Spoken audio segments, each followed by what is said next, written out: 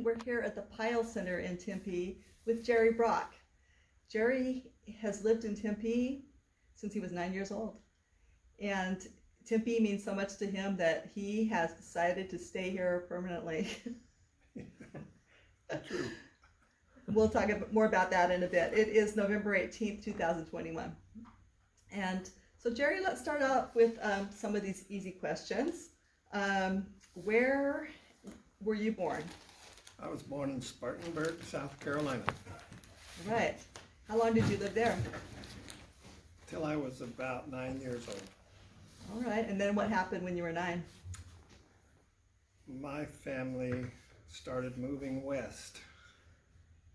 My father was a Hudson mechanic, and I'm not sure how much direction we had, but he went to a Hudson garage in Indiana that needed a mechanic, and he worked there until he ran out of work. And then he found a job at the Hudson garage in Tucson, and he worked there until the job ran out. And then he found a job at a Hudson garage in Mesa, Arizona. And we ended up moving to Tempe. All right. So when you came to Arizona, you were first in Tucson with the family and then Yes. moved up here to the Valley of the Sun? Yes. All right. That sounds great. Let's back up a little bit. Do you know where your parents were born or where your grandparents came from? They were all born in South Carolina. All right. My grandparents were farmers, and they worked the farm and lived there, never went anywhere. On both sides of the family? On both sides. You have deep southern roots then. Yes. Yeah, you do. All right. So their motivation for coming here then was for his job. That was his Yes. occupation and career. What was your home like when you moved here to Tempe? Do you have We had a memories little of that? trailer about 20 feet long. Okay. And,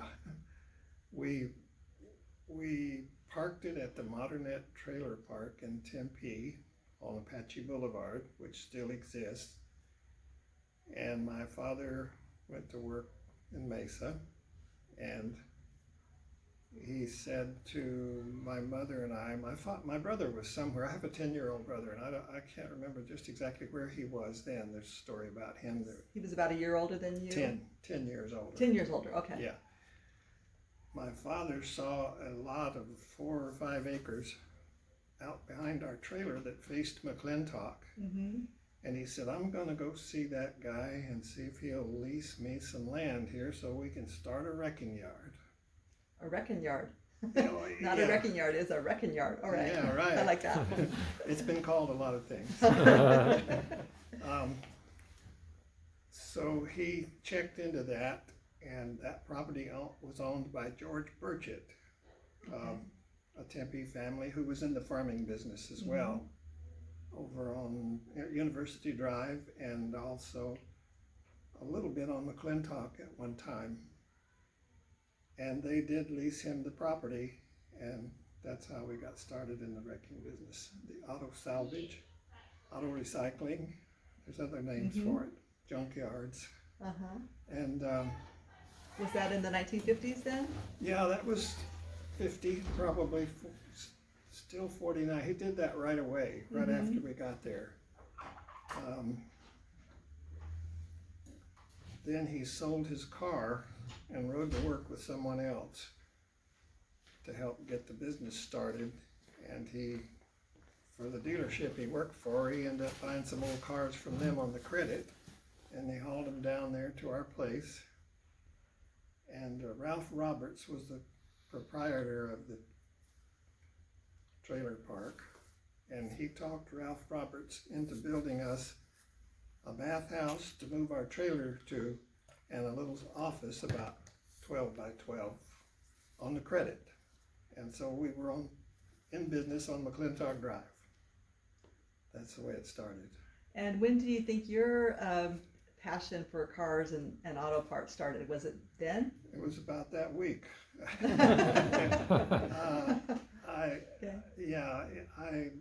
My brother was there, and it was called B&B Auto Parts. And I was too young, of course, and so I was real interested in cars from that time on.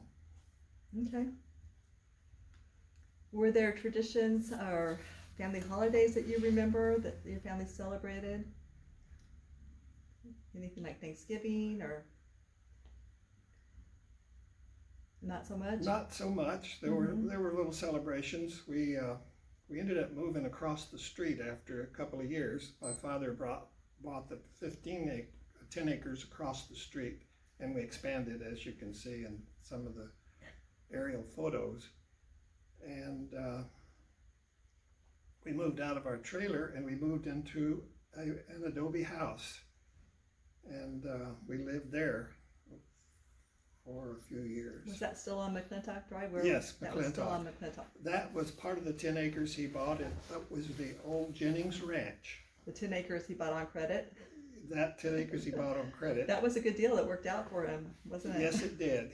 He met a guy that worked at the garage in Mesa where he worked, and his name was Theo LeBaron. He's from Tempe, and we didn't have any money. We were poor when we got there, and we stayed poor for a long time.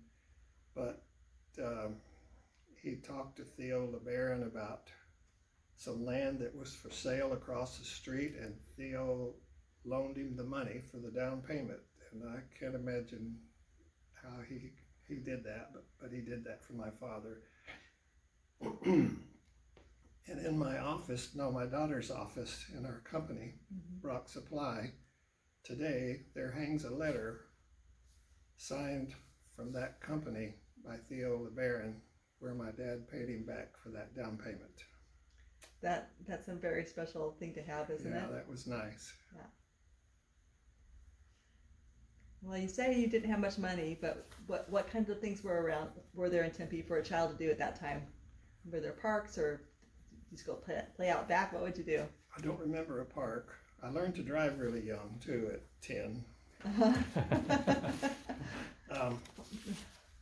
I really don't remember a park. There must have been a park in Tempe. Okay. I remember going to Tempe Beach, and I remember going to the theater on Mill Avenue. All right. And then somehow you got the car keys and started driving around when you were very young.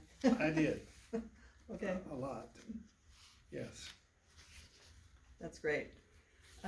Thinking back to any stories your parents might have told you about old South Carolina, do you remember anything funny or interesting that they told you about anybody, any of your relatives back there?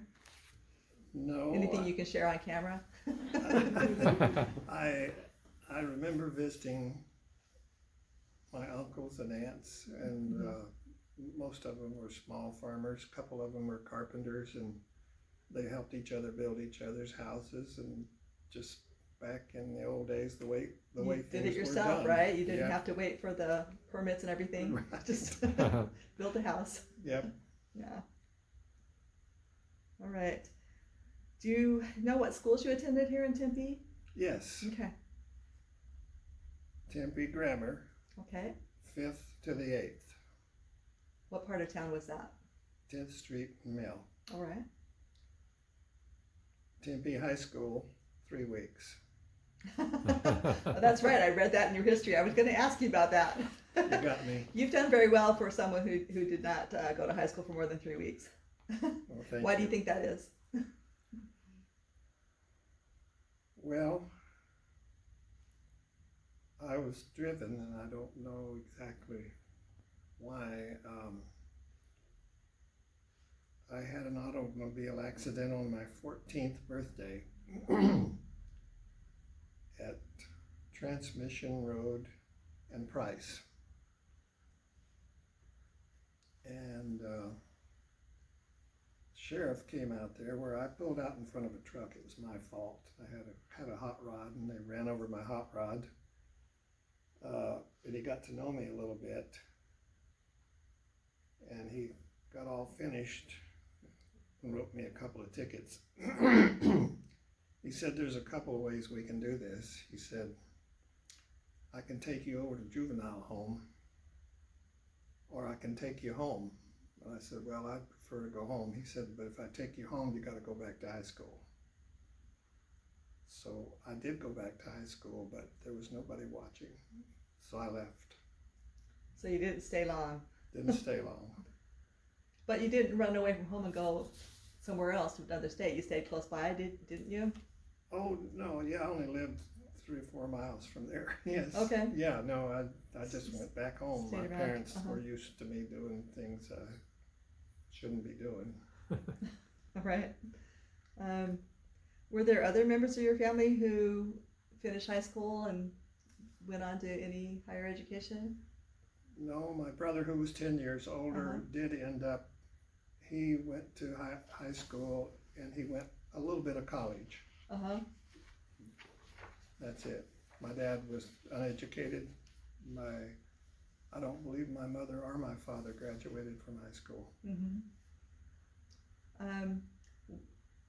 What about when you were in grammar school? Do you remember any of the teachers? Sure. Okay. Anybody that was an influence on your life? They all disliked me. No, you wanted This is to know why you didn't stick around. which one I liked. You were somewhat of a rebel, I think. I was. A maverick. Yes.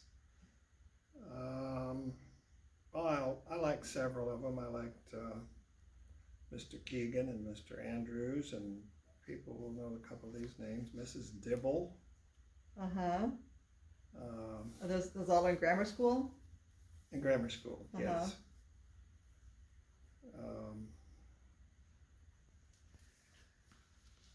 Well, you weren't going to school then. Were you working? Did you start working as a teenager? Yes. Okay. Even Doing what? Before, in the salvage yard. Okay, you were working in the family business. Yes.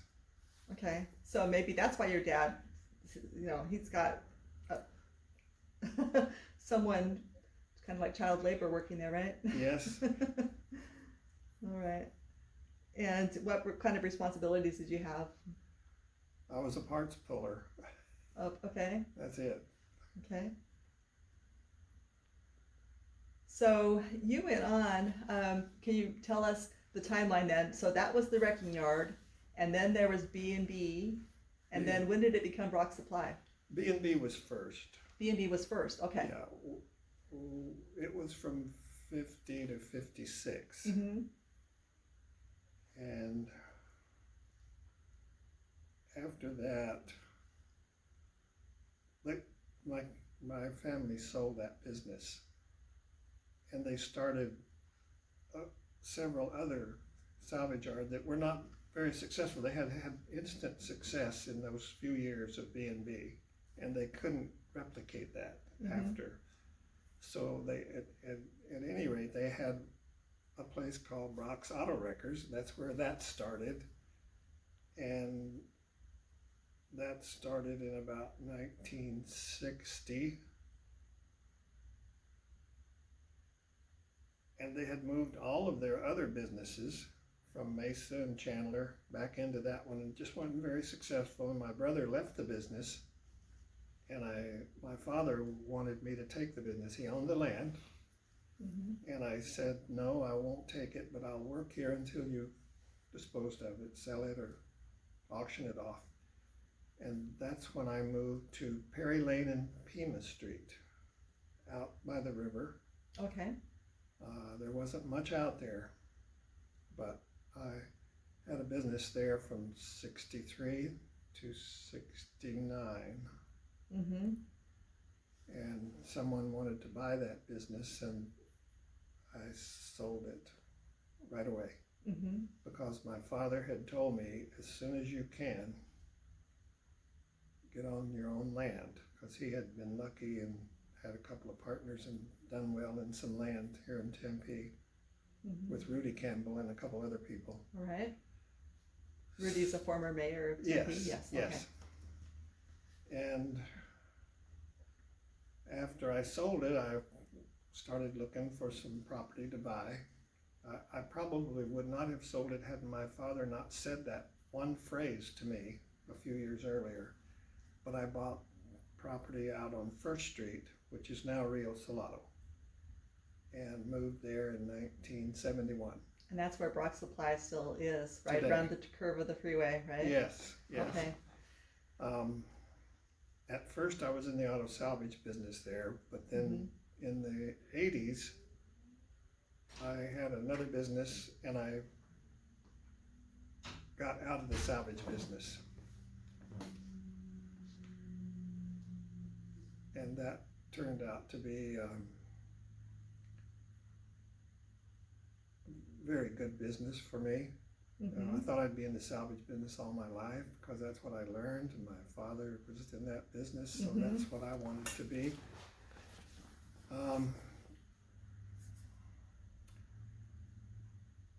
In that business, I had a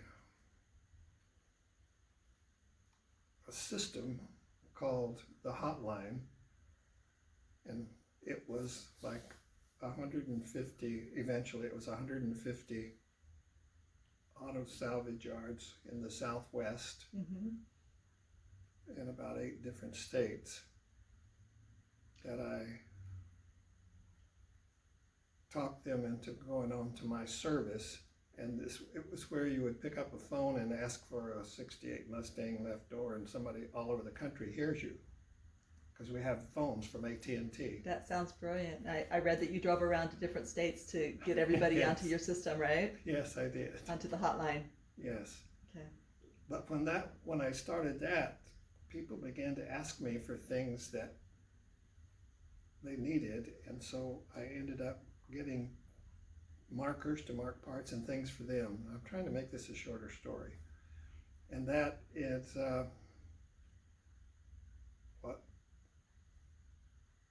that worked pretty good. And then another gentleman called me and wanted to sell me some parts, and I didn't think I could sell them, but I didn't know why he was trying to sell them, but I bought them anyway, and I sold them in my little phone room that I had salespeople working, and those sold pretty well, and that's what got me into the aftermarket parts, or the parts business that we're in today. We have warehouses, and we have our home office is Arizona, and we have one in Texas, and we have one in Virginia. And we buy aftermarket parts and ship them all over the world, right? all over everywhere. Yes. All over everywhere. Yep. So even though this business is a little different than the salvage business, it still is similar to me in that it's car parts, right? So to me, it's a great multi-generational success story in that your father started a business and you continued it for a while, and then you changed it to something else. You created a new version of it that's been very successful for your family, and now, as you said, your daughter is she the president of the company now, or are you still the president? She's the president. She's the president. And so I brothers, happen to know your daughter a little bit yeah. from when she was a teenager, her- and your son Brian. My son Brian is the executive vice president, and That's pretty amazing. Not very many people do that they're able to continue a business into another generation as you've done. And so I think that you should give yourself a pat on the back for that. That's a big accomplishment. But we always looked for something new to do and change as we went along, and it all seemed to work out. Yeah, and I've been able to meet your other daughter Alex at some of the city events Yes. with you too. So Yes. that's wonderful to have the children and grandchildren in your life. Looking back on your career, then, is there something that stands out to you as something that you want to be remembered by, or what would people in the city of Tempe think about when they think about Brock Auto Parts? I don't know what those people would think about, but the hotline that I put in would be, even today, one of your favorite things. my favorite success of all. And I also read that you started e-commerce very early on. Yes. Before a lot of people were selling things online, you converted your paper catalog to everyone just being able to go see your current inventory and order online. Correct. That's great. Um, okay, through all this, you mentioned briefly the bars a little bit. We won't go into that. Okay. But moving along, was there a role that your spiritual beliefs have played in your life that have helped you out in your life to get through hard times? Well, not for the hard times, but Not for the hard times? later on I became a member of the Church of Jesus Christ of Latter-day Saints. Okay. So when I first knew you, you were not. I was and not. I was your not. children would go on scout camp outs. Yes. Actually, with my husband, your son Yes. Brian would, and Yes. you would come and attend and be with your family. Yes. Did you need an anchor? What was it that, we don't need to talk about this in depth. I'm just curious for my own. My former wife was LDS, Uh-huh. and we had children, and I knew that I wasn't going to church, so I was glad to see them go, and then I started going and continued going, and then eventually joined. Okay. Was that something your family did or did not do when you were growing up? Did they? Did not. They did not. No. Okay. How would you define your identity, your culture? Do you think of yourself as being a Southerner or a Westerner now? Maybe? Yeah, I am pleased to have come from South Carolina, but I just consider myself an old Tempe boy. Okay, maybe an American. Yeah, an in American. general. But I've been in Tempe all of this time, never moved away. Okay. So you like it here in Tempe, Arizona? Yes. Okay. All right, let's see.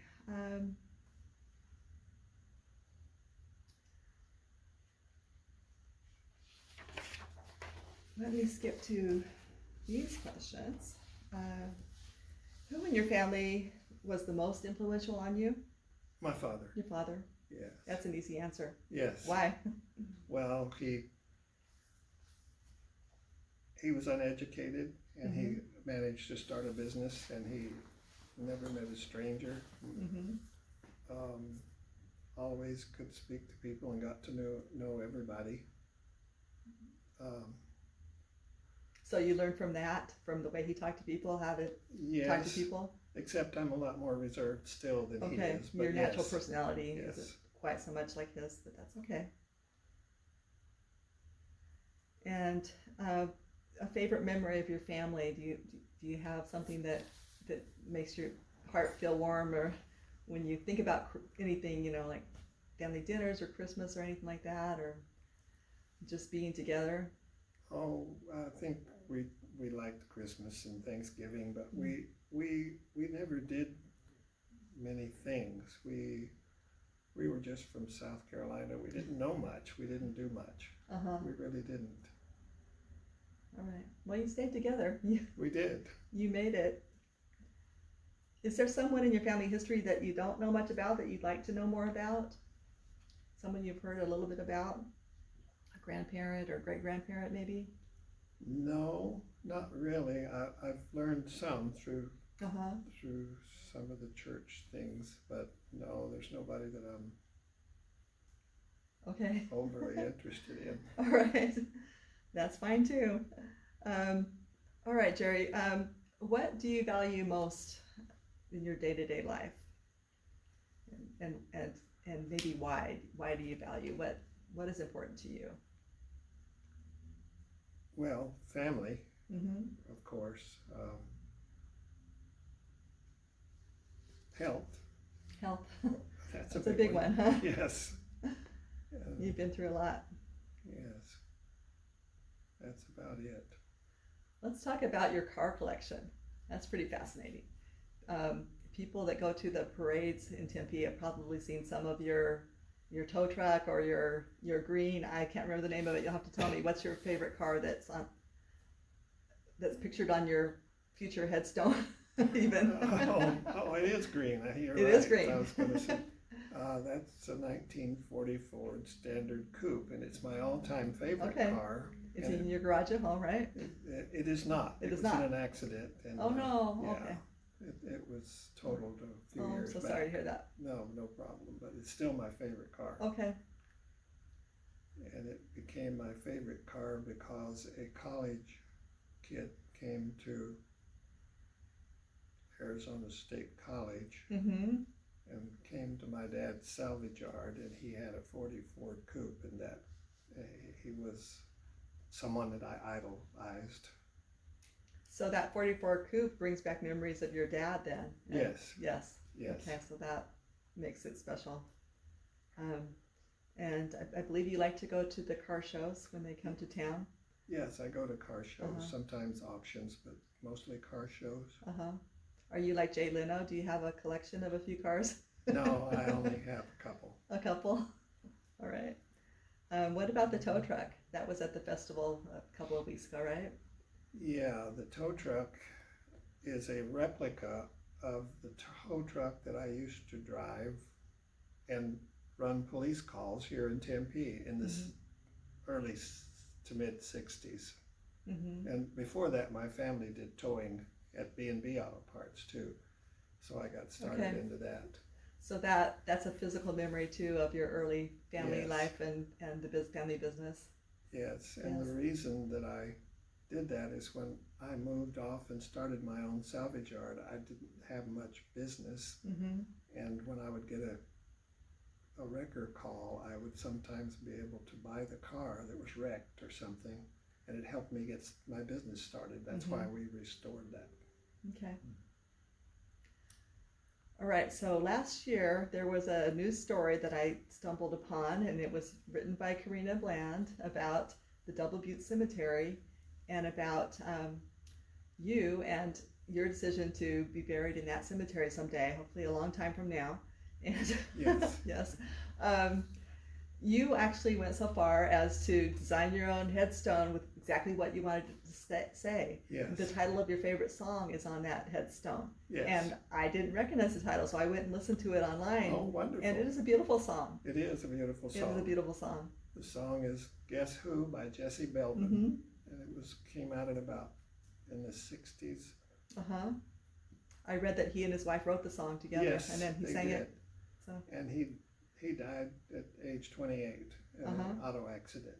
yeah, well, that's And too I bad. had lots of songs to choose from, and that was Uh-huh. a real tough one, but I chose it, and it's etched in stone. Music can bring back music can bring back so much to us. Yes. and bring so much joy to our lives. So that was very smart of you to design your own headstone, because when my parents passed away, I had to Deal with figure out with my siblings what are we going to put on exactly on the headstones and the design and everything. It was fine, we did it, but yeah. if you do it yourself ahead of time and let them know, then that's one less thing they have to Yes. they have to figure out. What would he have wanted on here? You know, you've got it already done. You're not there yet, but it's there. I'm not sure my children would worry about that, but I took that burden away from them. Okay.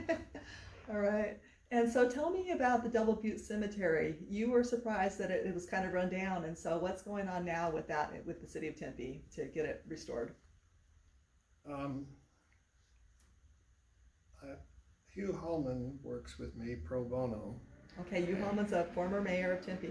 Yes. Uh-huh. In a lot of other things too, but in that instance, I had those cemetery lots out there for quite some time, and I decided to put this tombstone in, and started noticing the things that are wrong with the place, and talked to Hugh and to see if maybe we could do something about it, and maybe we can. We think we will eventually. We've given some money for a study to figure out what it cost to fix that place up, and it is a lot of money. We don't have the study yet, but it's in need of a lot, especially in the old section.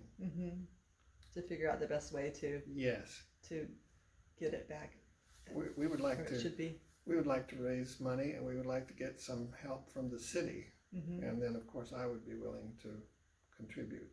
Well, that cemetery, I believe, started in 1888. 1880, I thought it was. Okay, Yeah. it's been there for quite a while, and Yes. one of the interesting things about it is that it has people from all walks of life and all ethnicities. There wasn't like necessarily just the Hispanic cemetery or the Japanese cemetery, or everybody's there together, which is as it should be. And Yes. It's a great place to have chosen. Yes. To be someday. So, when you think about how you want to be remembered, I guess it's right there on the future headstone. Is there anything else that you would want people to remember you for? No, I don't think so. I think I say on there that I've made a lot of mistakes and done some things wrong, and I'm apologetic. I think I am to those that I may have hurt, and the ones I hurt too. But yeah, that just about says it. One of the things I loved reading about you, and I knew this about you, but read it again, was that sometimes you'll see stories in newspapers of people you don't even know, and something happened, a car accident or whatever it was, and you just quietly send them a little bit of money. And I know this embarrasses you a little bit to talk about it, but I think it's important that other people hear this, that philanthropy can be a big part of everyone's life. It doesn't matter how wealthy you are. Everybody can help everybody else out at times in their lives in different seasons. And so I think that's very admirable that you step up to help people out in various ways when you can, and the city recognizes that and appreciates that, all you've done to better life here in Tempe. Yes, I really started out that way. Back when I was not in business very long, and I would find something in the paper, and I would get a council member or someone to contact somebody or the Red Cross or something, and help that person out. It's just something that it's in me to do that. So that's good that you're a networker too. You're not just doing it on your own, because you have these associations with mayors and former mayors and council members and people who can make a difference sometimes that not everybody else can. You draw on that too. Yes. Yeah. That reminds me about the story you told me about the first post office box in Tempe, that you obtained that hoping to have it be a fundraiser for some organization, but then they said, well, it's government property, so we can't really auction it off. Right. Do you still have that post office box? No, we don't. No? You found someone to take it on? It went away somewhere. I don't know. Oh, did it? Where. Okay.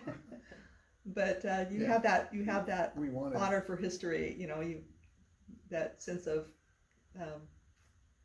I had forgotten that. But you forgot about it. Really, I'd hoped we could get somebody to own it that could. It was like post office box number 1, Tempe, Arizona. It had been around a while for. Yeah, the old Tempe post office box. Well, I'm so glad that you appreciate history and the sense of place so much, and that you have your children and grandchildren and your church family to be with you. We have a tradition here where if there's something that I missed, someone else, like Dave, might have something on his mind he wants to ask you. Is that all right? Sure. Okay. Anybody? Okay, Dwayne. This is Dwayne Roan. You've been you've become familiar with a lot of automobiles throughout your life. Besides the ones that you have owned and the 1940 Ford Coupe that you mentioned, what are some of your favorite cars of all time? Either ones that you did own or did not own?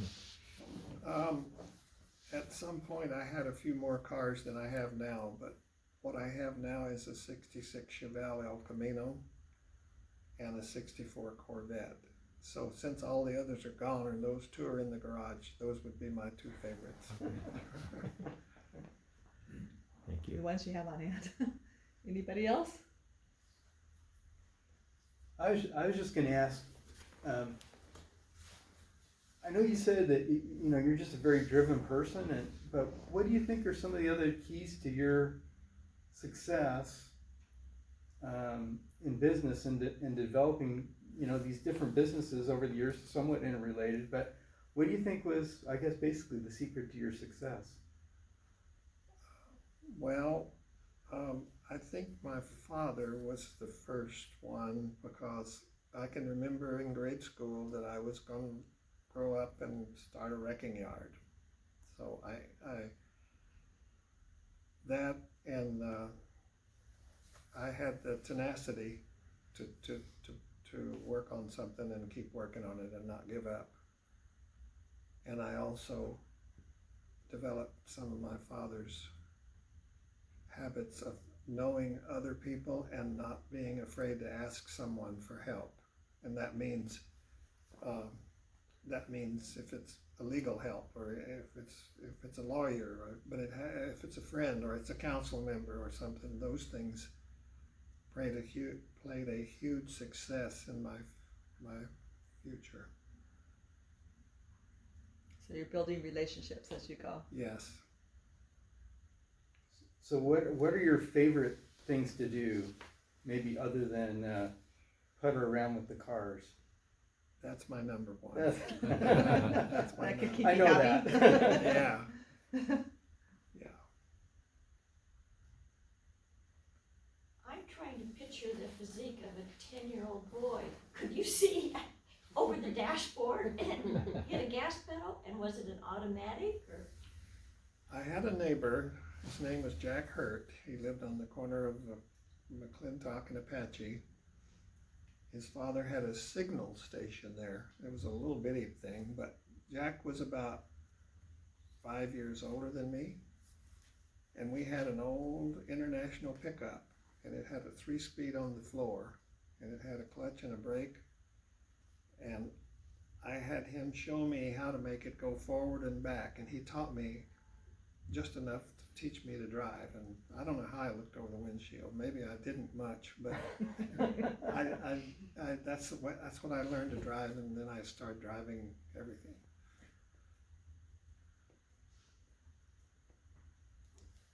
Anybody else? But besides what you've already said about being successful in business, what advice would you give to somebody who's thinking about starting a business?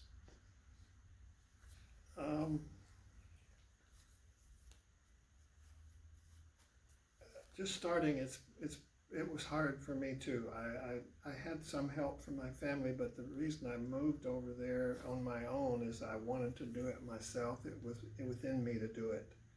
So you have to be driven from within. There's nothing new about that. But I was willing to do the work with my hands, any kind of work that needed to be done, until I had someone to help me. But I'm just driven within. I just never give up and always look for other things to do to go away from that a little bit and do this over here that makes money. Thank you. And you have a special map of Tempe in the 50s that I've seen before. We showed it at the festival at our booth. Can you tell us a little bit about that? Your family homes on the map, and are there like grocery stores on the map that you remember, or what do you remember? Maybe things that aren't there anymore. You said the motorhome park is still there. What was it called? Modernette. Modernette Trailer Park. Is it still called that, the trailer park? Yes, I do know a lot of names of businesses, but I'll just name a few. Okay. Cook's Grocery was there. I went, and the Sexton's Fruit Stand was on Apache. And, So they just sold produce yeah, outside? yes, Okay. along the road. On the Just road? pull off on the road and buy. Even in the summertime? Yes, all year round. Year round, okay. Never close. And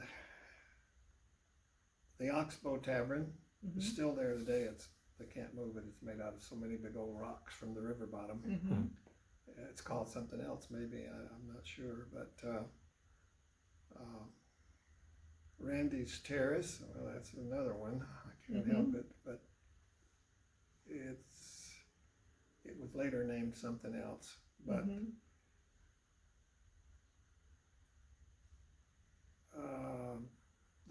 call them Texaco. It's where all the policemen hung out. Oh, was it? Okay. Not all of them, but yeah, most of them, particularly the sheriff's office people. There was people there I knew, and the Tempe police. It was just a Texaco station and a restaurant. Hmm. Good people that I knew growing up. Yeah.